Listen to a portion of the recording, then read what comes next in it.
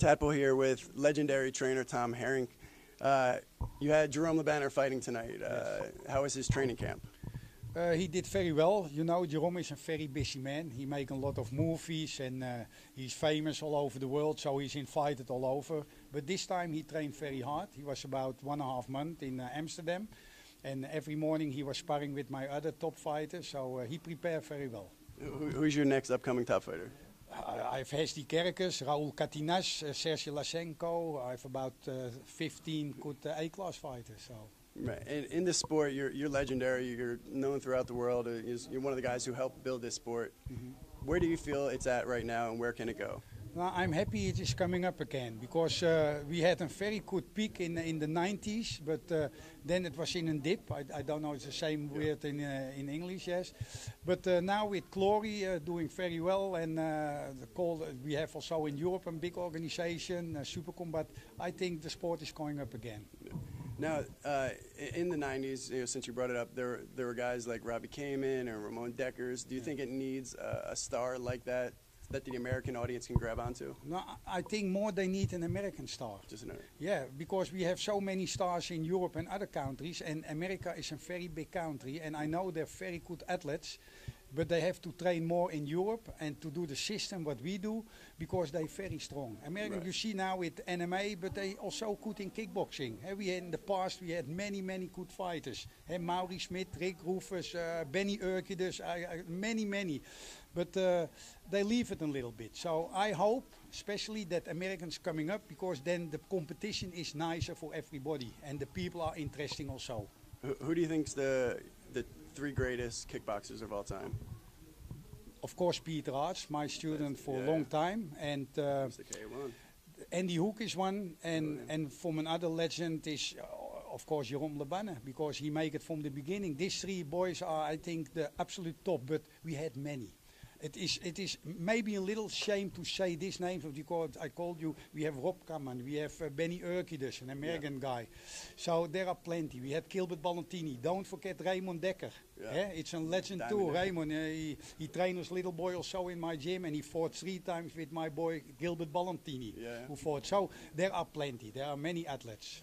Now, building a promotion, it could have gone many ways. Like K1 was a big name, but they seem to have faltered, and Glory's upcoming. Do you think the thing that will make it most successful is having an American show? Yes. Doing many shows in America so they get to watch it and then say, hey, I want to do that, and then they start training. You know, the mistake they make, I think, in the past, that they did a couple of shows in Las Vegas, in other parts, but then they put the top fighters from Europe against American middle-class fighters. And the middle-class fighters get beat, of course, by the top class. So build it up, and there are plenty Americans. Send a couple to my gym, I will tell you they will be top class, because the Americans are strong boys, and I like the institute, the athletes. So it's a matter of time. When good Americans coming, then they love the sport too. I think so. I think so. Who would you consider the top upcoming trainers? Like, aside from going to your gym, who would you say are the best trainers? Holland has many good trainers. We have many good gyms. Anywhere in Holland? In Holland, there are so many. Of course, we have Hippolyte with Bojanski. We have my gym. We have the gym in Arnhem, Fred Rooijers, who is like you, also commentator for Eurosport. But there's so many. Cor Hemmers was a very good gym. Now he stopped with his gym, but his son take over. You know, that is the good thing in Holland. We have so much competitions that the level is going up. It's like football playing. You know, we want to win with our gym. We fight another gym, and that must happen in America too. And then you will see the level going up. What about having it start at a younger age? Do you think it's something that they can incorporate into high schools and as an elementary sport to build up? Yeah, of course. They do it in Thailand. In Thailand, you get it on school. And in Holland, we have so many kids training. You know, we have kids, they 12 years, they already have 50 fights. Of course, with protection, but they get ready in the ring. So you have to start like judo, like karate, very small with the kids. Can you real quickly just tell a little bit about the history about when you went into Thailand, some of the first you know, No, I was a Kyokushinkai fighter and English boxing I did. And then in 1972 I make a combination with my kicks and punching. And it was not allowed. The whole Kyokushinkai world, I get problem. They said you cannot do that Kyokushinkai with boxing gloves. But I like to punch to the faces. Yeah. And then we get training and we fight some schools and we win. Then I was invited to Thailand with my boys, 5 boys, in 1976. Who are those boys? Ron Kuit, Robbie Schumann, Imro van Hette, Ram Kisoon, and Karakus. These 5 fighters. And we came in Thailand and they beat the hell out of us. We get beaten all in the first and second round. So I sent my boys back. Excuse me. I stayed there 3 months. I learned the technique with elbows, knees, and clinching. And that time was more Muay Thai. Now it's kickboxing, but that time was Muay Thai. So I come back and we train and train. And I promised there for the television in Thailand, I will be back and I will beat some Thai boys. And we did after 5 years. But we training very hard. And so I give seminars all over the world, in Canada, America, Brasilia. And then it get more involved and you see the sport get to a high level. That is the history of my Chakuriki style. There's a, I don't know if it's a rumor or history, but they said that Rob Kamen was the first white man to go into Thailand and win the Thai championship.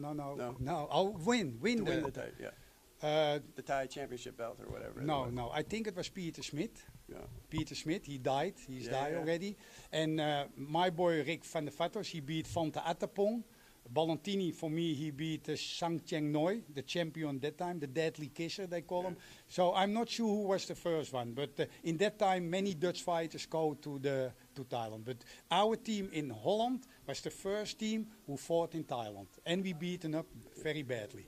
But we learn. By that we learn. Real quickly before you go, Glory has a new system, new rules. What do you think of it, and what's your prediction for the tournament?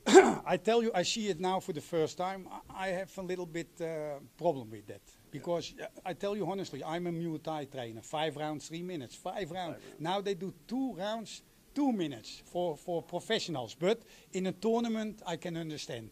But we have to look how it is working. Because many people confused. After 2 rounds, you winner.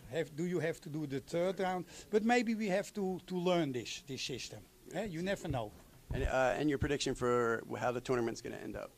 A winner? The winner? I still think that Sam Schild will be the winner. Yes, I think. But you never know. It's a tournament and sport. I appreciate your time. Thank you. Okay, very good. Nice to speak with you.